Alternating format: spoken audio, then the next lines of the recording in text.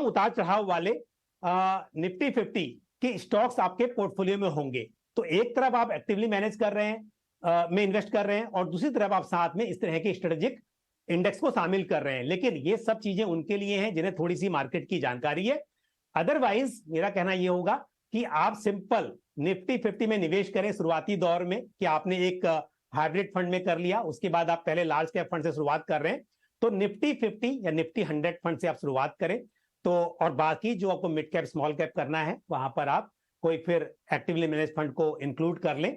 तो इस तरह से बनाएं। लेकिन जिन लोगों को जानकारी है उनके लिए बहुत चॉइसेस हैं। जैसे कि बात कर रहा था आईटी इंडेक्स की, तो आईटी इंडेक्स फंड में आप कर रहे हैं, आपको पता है कि 10 दिग्गज कंपनीज, आईटी कंपनीज आपके पोर्टफोलियो में आ गई, और यहां पर आपको एक एक्टिवली मैनेज आईटी फंड के मुकाबले में थोड़ा रिस्क कम दिखाई देगा, क्योंकि यहां पर एक बहुत रिसर्च के साथ वो कंपनीज हैं उस इंडेक्स में। तो ये एक अच्छी चॉइस हो सकती है। चलिए, काफ़ी विस्तार से आपने डिटेल्स दे दी हैं। उम्मीद करते हैं कि दिनेश और उनके साथ साथ वो तमाम दर्शक जो कि इंडेक्स फंड को लेकर कंफ्यूज्ड हो या उसकी प्लेसमेंट अपने पोर्टफोलियो में कैसी रखी जाए इसको लेकर अगर जानकारी चाह रहे हो तो उनको जवाब मिल गया हो। लेकिन हम आगे बढ़ेंगे। अचिंता कुमार हमारे साथ फ़ोन लाइन पर हैं। नमस्कार। नमस्कार ma'am, thank you so much. Good evening. Good evening. कहाँ से बोल रहे हैं आप? मैडम मैं भुवनेश्वर से बोल रहा हूँ, उड़ीसा से। बताइए, आप मैकेनिकल इंजीनियर हैं सर, बताएं आपने कब से अपनी इन्वेस्टमेंट की शुरुआत की है? मैम मैं तो 5 साल पहले ही इन्वेस्टमेंट किया हूँ, बट एक्चुअली इसमें कुछ मैं मिक्स कर दिया हूँ, तो एक्चुअली सही नहीं किया हूँ, तो इसलिए आपसे जानना चाहता हूँ। एक्चुअली नॉर्मली क्या मिक्स कर दिया है, क्या सही नहीं लग रहा है आपको?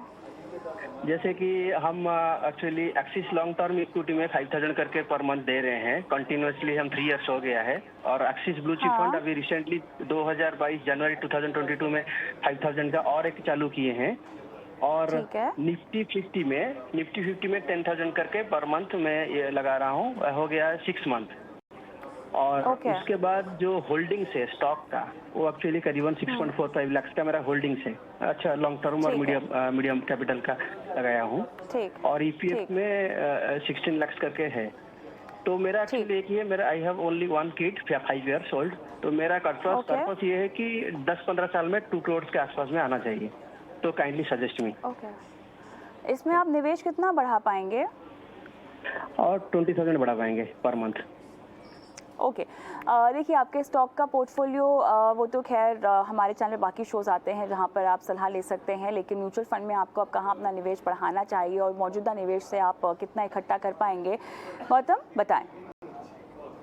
जी, तो आप जो निवेश कर रहे हैं अभी उसके हिसाब से जो आपका टारगेट है 15 साल में 2 करोड़ का, वो आप मीट कर पाएंगे, क्योंकि आपकी जो 10,000 की जो सिर्फ है लॉन्ग टर्म इक्विटी एक्सेस में और एक्सेस ब्लू चिप फंड में, उसके साथ आपका निफ्टी 50 में भी 10,000 है।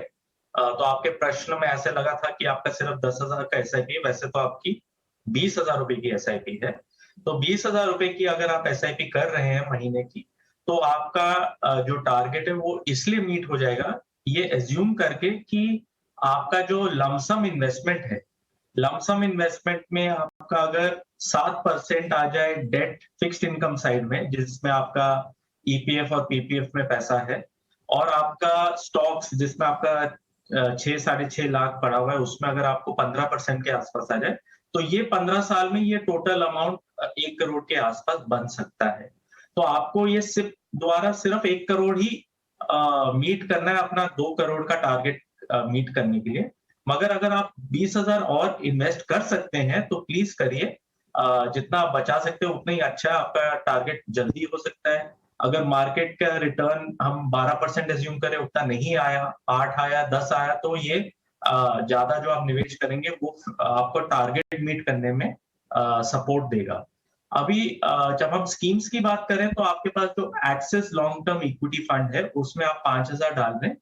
उसका पैसा क्योंकि आप 3 साल से डाल रहे हैं तो आपका एक्सपोजर उस फंड में काफी हो गया है। आप एक नए फंड में सिर्फ कर सकते हैं, जैसे कि मेरे एसेट टैक्स सेवर फंड। तो मेरे एसेट टैक्स सेवर फंड भी टैक्स सेविंग वाला ईएलएसएस कैटेगरी का है, तो उसमें आप 5,000 कर सकते हैं, या तो दोनों में आप 2,500 स्प्लिट कर सकते हैं। एक्सेस ब्लू चिप फंड जो है आपका वो अच्छा है, उसमें आप जारी रखिए और जो भी आप पैसा और डालेंगे 4-5 हजार अगर आप और डाल सकते हैं अभी के लिए, तो वो आप कोटक इमर्जिंग इक्विटी फंड में डालिए। तो ये मेरी सलाह रहेगी। आप अगर 10% से हर साल बढ़ा सकते हैं अपना सिप, तो वो भी आपके लिए फायदेमंद रहेगा। कोई और सवाल आपने पूछना है अचिंता गौतम को? चलिए, तो यहाँ पर शायद फ़ोन लाइन डिस्कनेक्ट हो गई है, लेकिन अगले दर्शक अभिषेक कीरो हमारे साथ फ़ोन लाइन पर हैं। अभिषेक, आपको मेरी आवाज़ आ रही है? चलिए, इनसे भी संपर्क नहीं हो पा रहा है। पंकज जी, इनका सवाल आपके पास है और रिटायरमेंट लक्ष्य ये अपना तय करना चाहते हैं। इनकी उम्र 26 साल की है। 2057 में जो है इन्हें अपनी रिटायरमेंट पूरी करनी है, लक्ष्य को अचीव करना है। हर महीने 5000 की SIP कर रहे हैं और 1 करोड़ इन्हें कमाना है। सवाल आपके पास है, क्या सलाह होगी? कविता, उससे पहले देखिए, जैसा इन्होंने सवाल भेजा है कि उनको 1 करोड़ रुपए की जरूरत है रिटायरमेंट के लिए, साथ ही 50 लाख भी उन्होंने बोला है 20 साल के बाद में। तो सबसे पहले तो ये समझना बहुत जरूरी है कि इन्फ्लेशन को ध्यान में रखते हुए यदि कोई व्यक्ति रिटायरमेंट की बात कर रहा हो 30 साल के बाद, तो शायद 1 करोड़ काफी नहीं रहेगा। तो शायद मुझे ऐसा लगता है, क्योंकि आप फोन पे होते तो हम पूछ भी सकते थे, लेकिन फिर भी ऐसा लग रहा है इतनी लंबी प्लानिंग कर रहे हैं, तो शायद उन्होंने यहाँ पर थोड़ा सा इन्फ्लेशन को फैक्टर इन नहीं किया है। और जहां तक ये सवाल है जो निवेश कर रहे हैं अभी, उसके हिसाब से भी उतना अचीव करना पॉसिबल नहीं है, लेकिन ये इसको साथ साथ बढ़ाते जाएंगे तो बिल्कुल संभव हो पाएगा। और मैं इनको कुछ स्कीम की सलाह दे रहा हूं, क्योंकि मतलब ये तो मैं अगर बता दूं कि 7% का भी इन्फ्लेशन हम एज्यूम करते हैं, तो 1 करोड़ रुपया 30 साल के बाद आज के करीब करीब 13 लाख के बराबर होगा, और वही स्थिति होगी 50 लाख की 20 साल के बाद में। तो ये तो तय है कि इन्हें निवेश बढ़ाना ही चाहिए। और स्कीम जो ये बोल रहे हैं कि 5000 रुपए करने हैं जहां पर 30 साल के लिए, तो मेरी सलाह होगी कि Aditya Birla sun life focus equity fund में 3000 की SIP करें, और साथ ही कैनरा रूबिको स्मॉल कैप फंड में 2000 की SIP कर दें। ये होगा इनका रिटायरमेंट के लिए निवेश।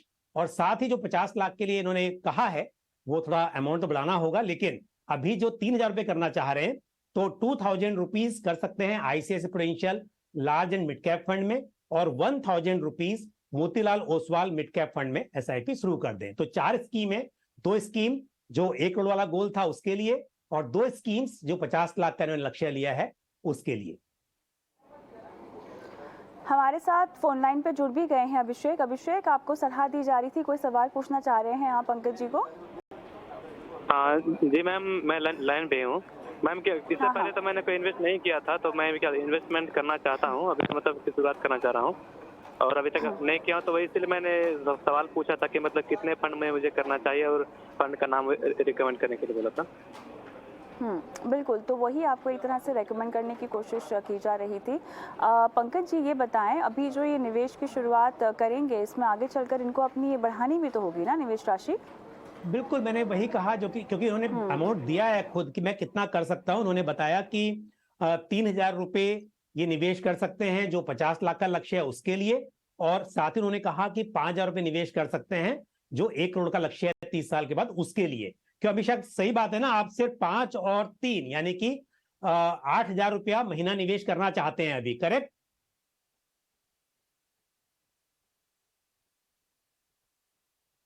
कविता, शायद फिर से आवाज नहीं आ रही है। हाँ, शायद फिर से फोन लाइन कट गई है। खैर, आप दोनों केस में सलाह दे दीजिए पंकज जी। वही 8000 के हिसाब से उनको स्कीम के नाम बताए कि जहां पर 2 स्कीम करनी है। एक Aditya Birla sun life focus equity 3000 रुपए, कैनरा रूबिको स्मॉल कैप फंड में 2000 रुपीज, ये हो गया 5000 जो लंबी अवधि के लिए 30 साल के लिए है। और दूसरा 20 साल का जो निवेश है उसके लिए 2 स्कीम मैंने ऑलरेडी बताई। एक ICICI Prudential large and mid cap fund, उसमें 2000, और साथ ही Motilal Oswal mid cap fund में 1000 रुपीज। तो ये मेरी 4 स्कीम की सलाह है। बट एक सलाह इनको जो बहुत इंपॉर्टेंट है वो यही है कि अपने लक्ष्य को थोड़ा बढ़ाएं, और समय के साथ, अभी आप शुरुआत कर रहे हैं 8000 रुपए से, लेकिन समय समय पर इसे बढ़ाते रहें। ओके, चलिए आगे बढ़ते हैं और अमूल चंद गुप्ता हमारे साथ फोन लाइन पर हैं। हेलो। हाँ जी नमस्कार, आपकी आवाज़ आ रही है, सवाल पूछें। जी मैम, मेरा 35 से 40 हजार रुपये मंथली का इन्वेस्ट है। जी, इन पांचों फंड में 35 से 40 हजार रुपये मंथली का इन्वेस्ट है। ठीक है, कोई स्पेसिफिक फंड को लेके सवाल? नहीं, मेरा लक्ष्य ये है कि 10 साल के रिटायरमेंट के लिए कौन कौन सा फंड मैं चुनूं और कौन सा निकल जाऊं। ठीक है, टेक्नोलॉजी फंड में आपको खासा नुकसान हो रहा है, ये आपका अलग से सवाल था, ये पूछना चाहते हैं आप गौतम को? जी जी जी सर, जी मैम। चलिए गौतम बताएं इनके लिए क्या सलाह होगी। 10 साल में रिटायरमेंट प्लानिंग करना चाह रहे हैं, फिलहाल 35,000 रुपये का निवेश कर रहे हैं, बताएं। गुप्ता जी, तो आपके जो इन्वेस्टमेंट्स हैं ICICI Prudential flexi cap fund में, PGIM India mid cap opportunities fund, quant small cap fund, ये 3 आप जारी रखिए। ये 3 अच्छे फंड है। आपका जो टारगेट है 10 साल के निवेश के लिए, अभी के लिए ये फंड्स अच्छे हैं। घड़ी घड़ी आप चेक करते रहिए, 6 महीने में चेक करते रहिए कि ये फंड्स परफॉर्मेंस कैसी आ रही है उनकी। और जो आपके 3 दूसरे फंड है, जो ICICI Prudential technology fund, Aditya Birla sun life digital fund और टाटा डिजिटल फंड, ये 3 आपके थीमेटिक फंड हैं, मतलब कि एक सेक्टर से जुड़े हुए या एक थीम से जुड़े हुए स्टॉक्स में ही निवेश करते हैं। तो आपका यहाँ पे ज्यादा कंसंट्रेशन है। और थीमेटिक फंड आप तब निवेश करिए थीमेटिक फंड में जब आपका बहुत ही स्ट्रॉन्ग व्यू है कि अगर आपको लग रहा है कि ये डिजिटल साइड या आईटी साइड में बहुत ग्रोथ आएगी, तो तभी उन इन्वेस्टर्स के लिए निवेश करने के लिए ज्यादा अच्छा रहता है। तो मेरी सलाह ये रहेगी कि आप ये फंड से स्विच कर दीजिए, क्योंकि यहाँ पे आपका एलोकेशन 10% से ज्यादा पूरे पोर्टफोलियो में नहीं होना चाहिए। तो उसकी जगह जो आपके दूसरे फंड्स हैं उनमें आप और पैसा डालिए और उसमें आप कंटिन्यू करिए। ये फंड्स में थोड़ा सा आप एक्सपोजर कम ही रखिए, क्योंकि ये सेक्टर फंड्स में रिस्क भी ज्यादा होता है, रिटर्न आने की संभावना भी ज्यादा होती है, मगर साइक्लिकल रहते हैं ज्यादा। तो कोई कोई सेक्टर्स एक साल में अच्छा परफॉर्म करते हैं, कोई कोई सेक्टर्स अगले साल में अच्छा परफॉर्म करते हैं, तो इनका उतार चढ़ाव ज्यादा रहता है। इसलिए मैं ये सलाह दूंगा आपको। आपकी जो अभी 35,000 की जो सिप चल रही है, अगर वो आप 10 साल के लिए जारी रखते हैं, तो 12% के रिटर्न के हिसाब से आपका 80 लाख बनता है। तो अगर आपको 80 लाख कम लग रहा है अपने लक्ष्य के हिसाब से, तो आप इसमें और बढ़ा सकते हैं।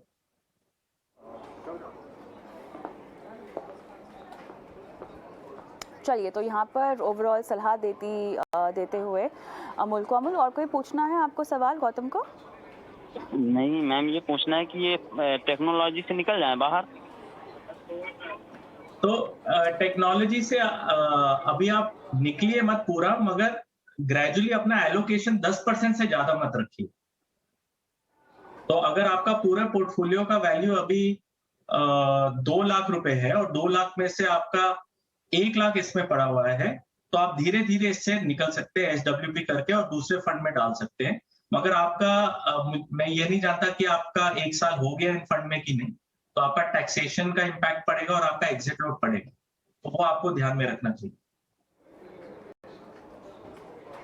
चलिए अमूल, आपको सलाह समझ में आ गई? जी okay ma'am. Alright, all the best आपके इन्वेस्टमेंट के लिए। पंकज जी, आपके लिए सवाल है कायम का, और STP और SIP के ज़रिए कैसे पोर्टफोलियो बनाएं, ये इनका सवाल है। 2035 तक इनको 1 करोड़ रुपए चाहिए और उसी को लेकर पोर्टफोलियो जाना चाह रहे हैं कि सही है या नहीं है। UTI फ्लेक्सी कैप, UTI का निफ्टी 50 इंडेक्स, SBI का स्मॉल कैप, SBI का ही फोकस्ड इक्विटी है, HDFC बैलेंस एडवांटेज है, HDFC index, ICICI Pru equity and debt है, HDFC short term debt fund है जिसमें 55,000 रुपये का निवेश उन्होंने किया हुआ है। बताएं क्या सलाह होगी इनके लिए? कविता, ये तो सही है कि ये SIP के जरिए निवेश कर रहे हैं, STP कर रहे हैं, डेली STP, वीकली STP, तो इससे स्टैगर्ड मैनर में इन्वेस्ट करना बिल्कुल सही रहेगा। और मार्केट में अभी भी हालांकि बहुत ऊपर मार्केट आ चुके हैं, लेकिन वैल्यूएशन जो है थोड़ी सी अब एक्सपेंसिव हो गई हैं। ऐसे मेरे हिसाब से स्टैगर्ड मैनर में इन्वेस्ट करना सही है। लेकिन के पोर्टफोलियो में इक्विटी है, हाइब्रिड है और साथ ही एक HDFC शॉर्ट टर्म फंड भी है। अगर मैं HDFC शॉर्ट टर्म फंड को ही लेके चलूं कि ये तो क्योंकि एक छोटी अवधि के लिए शायद कोई लक्ष्य होगा या इमरजेंसी के लिए रखा होगा, बाकी का जो पोर्टफोलियो है वहां से जो SIP है और जो लमसम में अभी तक उन्होंने पैसा पूरा इकट्ठा किया है, उससे अगर हम लेके चले तो मैंने जो कैलकुलेशन किया है 12% के हिसाब से तो भी करीब 80 लाख रुपए बन पा रहा है। तो जो टारगेट है इनका 1 करोड़ का, उसे अचीव करने के लिए 2035 तक यदि वो अचीव करना है तो इन्हें अपनी इन्वेस्टमेंट को करीब 7-8% हर साल बढ़ाना होगा। तो एक तो पहली बात यह है कि थोड़ा सा इन्वेस्टमेंट को बढ़ाना होगा। जहां तक स्कीम्स का सवाल है, वहां पर भी थोड़े बदलाव इन्हें करने चाहिए। अब जैसे इनके पास में 2 फ्लेक्सी कैप फंड हैं, पारंपरिक फ्लेक्सी कैप फंड इनके पास है, दूसरा UTI फ्लेक्सी कैप है, साथ ही SBI फोकस इक्विटी फंड है। और फोकस्ड फंड और फ्लेक्सी कैप फंड ऑलमोस्ट एक जैसे ही होते हैं, जो कि सभी तरह के मार्केट कैप वाले स्टॉक्स में इन्वेस्ट कर सकते हैं। फर्क सिर्फ ये होता है कि फोकस्ड फंड में मैक्सिमम 30 स्टॉक्स ही उसके पोर्टफोलियो में हो सकते हैं।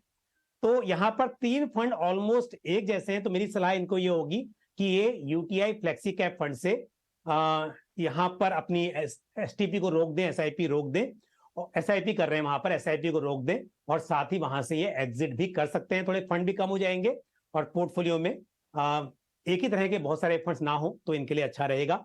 साथ ही उसी तरह से इनके पास एक हाइब्रिड फंड में अग्रेसिव हाइब्रिड फंड भी है और एक बैलेंस एडवांटेज फंड है, HDFC बैलेंस एडवांटेज फंड, जहां पे ऑलरेडी काफी पैसा इकट्ठा हो चुका है। तो मैं कहूंगा कि वहां पर भी अपनी SIP को रोक दें। और इनके पास मिड कैप फंड नहीं है तो एक मिड कैप फंड इन्हें अपने पोर्टफोलियो में ऐड करना चाहिए। Motilal Oswal mid cap 30 fund, इसे ये कंसिडर कर सकते हैं, या फिर निपॉन इंडिया ग्रोथ फंड, दोनों में से कोई भी एक मिड कैप फंड को अपने पोर्टफोलियो में शामिल करें। और साथ ही एक मल्टी कैप फंड मैंने सजेस्ट करूंगा, ICICI prudential multi cap fund या क्वांट एक्टिव फंड, इन दोनों में से कोई भी एक, दोनों को ना करें, कोई भी एक मल्टी कैप फंड को भी आपने पोर्टफोलियो में शामिल करें। तो जिन फंड से मैंने निकलने की सलाह दी है या SIP स्टॉप करने की सलाह दी है, उस पर ध्यान दें और ये 2 फंड, एक मिड कैप और एक मल्टी कैप फंड को अपने पोर्टफोलियो में जरूर शामिल करें।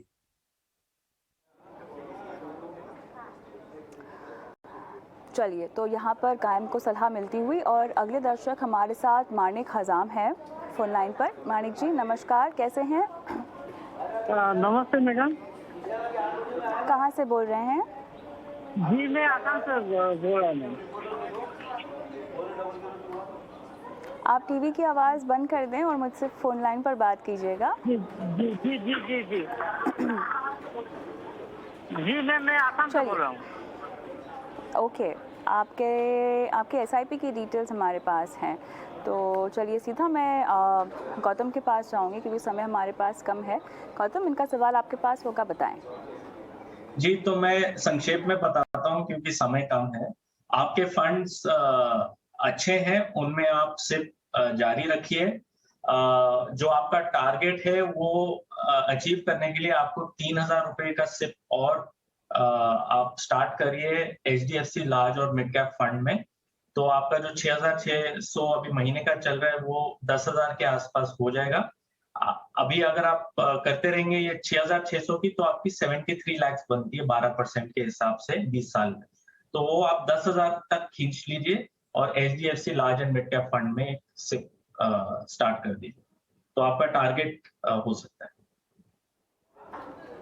और कोई सवाल पूछना है मानिक जी आपने गौतम को? मैडम मुझे एक फंड और ऐड करना है ना। हाँ, मुझे और एक फंड ऐड करना है, वो जो सर ने सजेशन दिया जो। जी Gautam. HDFC large and mid cap fund में 3,000 रुपए का सिप और स्टार्ट करिए। दूसरे जो आपके चल रहे हैं वो रखिए स्टार्ट, वो करते रहिए और 3,000 और ऐड कर दीजिए। चलिए, उम्मीद करते हैं कि आपको सलाह समझ में आ गई हो और इसी बीच सीधा रुख करते हैं अब निवेश के गुरु मंत्र की ओर।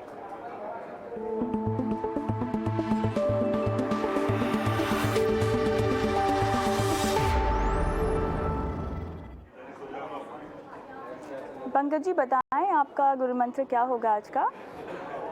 कविता, निवेशकों को सोच समझकर अपने फाइनेंशियल गोल्स के लिए निवेश करना चाहिए, लेकिन कभी भी कोई अपॉर्चुनिटी हो उसे मिस नहीं करना चाहिए। कई बार देखा जाता है कि जैसे हमने देखा कि मार्केट में काफी गिरावट थी, बहुत अच्छी अपॉर्चुनिटी थी, निवेशकों ने मिस की, और जब आप मार्केट ऊपर आ गए हैं तब ज्यादा इन्वेस्टर्स इन्वेस्ट कर रहे हैं। तो ध्यान दीजिए कि ऐसे कई बार, चाहे वो गोल्ड में हो, कभी इक्विटी में हो, या फिर डेट मार्केट में हो, किसी भी एसेट क्लास में अच्छी अपॉर्चुनिटीज आती रहती हैं, सेक्टर्स में आती हैं।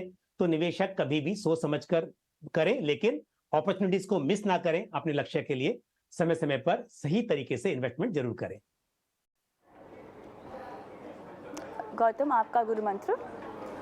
जी, तो ये मेरा गुरु मंत्र नहीं है, ये राकेश झुनझुनवाला का गुरु मंत्र है। उन्होंने बहुत सारी चीजें बोली है और बहुत सीख मिली है हमें उनसे। तो एक चीज जो उन्होंने बोली थी, जो मैं सबके साथ शेयर करना चाहता हूँ, वो ये है कि आप जब निवेश कर रहे हैं तो नुकसान के लिए तैयार रहिए। मुनाफा और नुकसान दोनों ही शेयर बाजार में निवेश के पात्र हैं। तो उनके साथ आपकी मुलाकात होते रहेगी। तो ये आपको ध्यान में रखना है और नुकसान के लिए आपको हमेशा तैयार रखना है। चलिए, ये थे गुरु मंत्र, और इसी के साथ आप दोनों का बहुत बहुत धन्यवाद। आप दोनों ने समय निकाला और इस पेशकश में दर्शकों की फाइनेंशियल प्लानिंग की और उनको सही निवेश की राह पर आप ले गए। इसी के साथ मुझे भी इजाज़त दें आज के इस एपिसोड में, लेकिन जाते जाते एक बार फिर से वो नंबर जिस पर आपको अपने सवाल हम तक पहुँचाने हैं, आपकी स्क्रीन पर हम फ्लैश कर रहे हैं। ये वो नंबर है जहाँ पर आप अपने मौजूदा इन्वेस्टमेंट्स की डिटेल्स हमें दे सकते हैं। अगर आपने किसी इंश्योरेंस पॉलिसी में पैसे लगाए हैं, उसकी जानकारी भी देना चाहते हैं तो दे सकते हैं। 9619873567 ये वो नंबर है जहां पर आपको अपने सवाल हम तक पहुंचाने हैं। दीजिए इजाज़त, नमस्कार।